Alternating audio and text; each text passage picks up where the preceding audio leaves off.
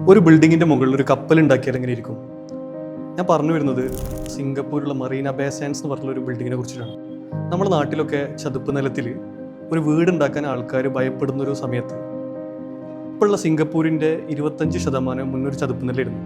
അവിടെ ഈ മണ്ണും കല്ലൊക്കെ ഉപയോഗിച്ചിട്ട് കംപ്ലീറ്റ് ഫില്ല് ചെയ്തിട്ട് 600 മീറ്റർ ഹൈറ്റിൽ ഒരു ബിൽഡിംഗ് ഉണ്ടാക്കിയേക്കാണ്. ആ ബിൽഡിംഗ് ഉണ്ടാക്കാൻ വേണ്ടിയിട്ട് 60 മീറ്റർ ഡെപ്തിൽ ഏകദേശം 5000 പൈൽ ഫൗണ്ടേഷൻസ് ഉപയോഗിച്ചിട്ടാണ് ഇത് ഉണ്ടാക്കിയിട്ടുള്ളത്. ഇപ്പോൾ നമുക്കൊരു എക്സാമ്പിൾ പറയുകയാണെങ്കിൽ പാം ജുമേറൊക്കെ അത്തരത്തിലുള്ള ഒരു ലാൻഡാണ്. ഫുള്ളി ഇതുപോലുള്ള വേസ്റ്റ് മെറ്റീരിയൽസും കല്ലും മണ്ണൊക്കെ കൊണ്ടുപോയി ഡംപ് ചെയ്തിട്ട് ഉണ്ടാക്കിയ ഒരു ആർട്ടിഫിഷ്യൽ ലാൻഡാണ്. അത്തരത്തിലുള്ളൊരു സ്ഥലത്താണ് ഈ ബിൽഡിംഗ് ഉണ്ടാക്കിയിട്ടുള്ളത്.